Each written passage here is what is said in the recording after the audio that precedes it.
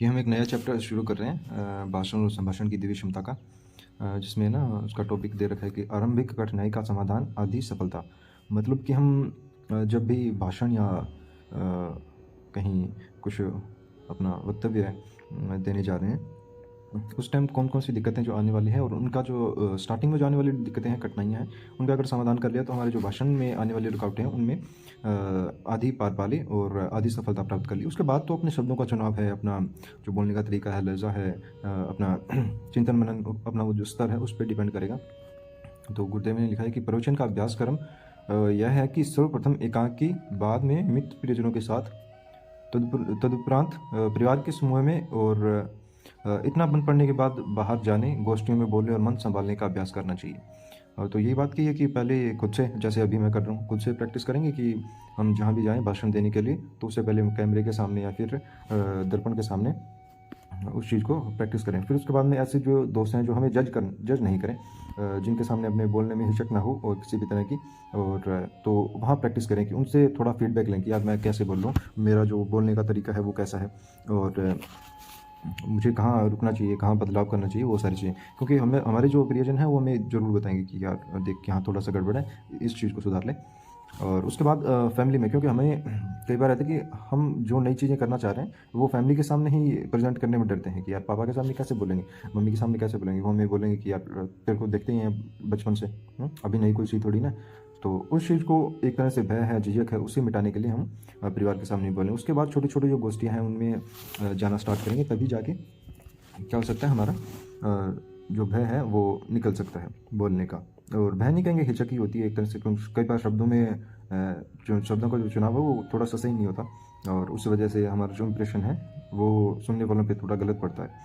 तो उसी चीज़ को टैकल करने के लिए गुरुजी ने अभ्यास करने के लिए कहा है। अभ्यास करना चाहिए। एकांकी बिना तैयारी के मंच पर जा बैठने और बिना पूर्व तैयारी के बोलने लगने पर जब प्रवाह नहीं बनता तो लगता है कि लोग क्या सोचेंगे, मूर्ख माना जाएगा और हंसी उड़ेंगे। ऐसे विचार मन में आते ही मस्तिष्क उलझन और असमंजस से भर जाता है, और कुछ सफलतापूर्वक बोला जाता है वह भी ध्यान से उतर जाता है। जब हड़बड़ी से न बोलना बनता और चुप रहते हैं, न चल देने की हिम्मत रहती है और न बैठे रहने की, उसी उलझन में फंसे हुए लोग कुछ कहते और पसीना पसीना होते देखे गए हैं। उस स्थिति से बचने के लिए यह उचित है कि क्रमबद्ध रूप से कइयों के साथ संभाषण और मंच पर बैठकर भाषण करने की तैयारी करनी चाहिए।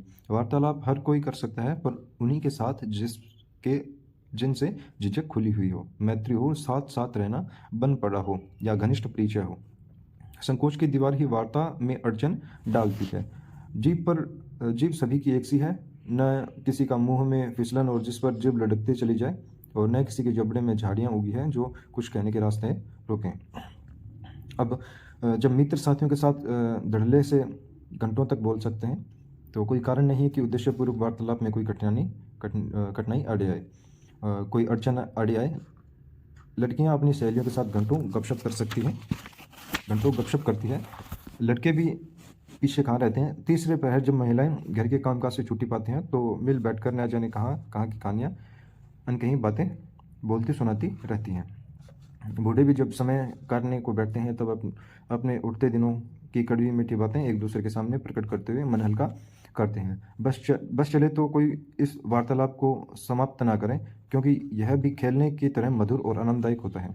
इस प्रेक्षण से यह स्पष्ट है कि जीभ की बनावट में, स्वर यंत्र में, कंठ के उच्चारण, मांसपेशियों में कदाचित किसी में ऐसी कमी होती हो जिसके कारण उसे भाषण या संभाषण में असमर्थता प्रकट करनी पड़े और अपने को इसके लिए अयोग्य मानना पड़े। यही बात है कि सारों की जो बनावट है फिजिकली, स्पेशल केस में डिसेबल हो सकते हैं, उनका नहीं कहा जा रहा है, लेकिन जिसकी जो स्ट्रक्चर है फिजिकली, वो अगर सही है तो हर कोई भाषण कर सकता है, संभाषण कर सकता है। संभाषण मतलब ये है कि छोटी सी जगह में भाषण करना। मान लो छोटी सी गोष्ठी है और 10-15 लोग हैं, वहाँ बैठ के personally cut to cut, 1 to 1 अगर हम बात कर रहे हैं तो उसे संभाषण कहते हैं। और ऐसा जनसमूह है जहाँ हमारा जो वार्तालाप है वो डायरेक्ट ना होकर वन वे रहता है एक तरह से, तो उसे भाषण की संज्ञा दी जाती है। तो गुरुदेव यही कह रहे हैं कि सारे हम बैठ के जहाँ टाइम मिले वहाँ भाषण या संभाषण करते ही हैं, तो तब हमें दिक्कत नहीं आती, तो हमें भाषण में कोई परेशानी नहीं आनी चाहिए। और ये वैसे मानसिक ही है, मनोवैज्ञानिक अड़चन है जिसे हम कभी भी दूर कर सकते हैं, और उसके लिए अभ्यास मात्र आवश्यक है। अभ्यास करेंगे तो उस चीज़ से हम पार पा सकते हैं। ठीक है।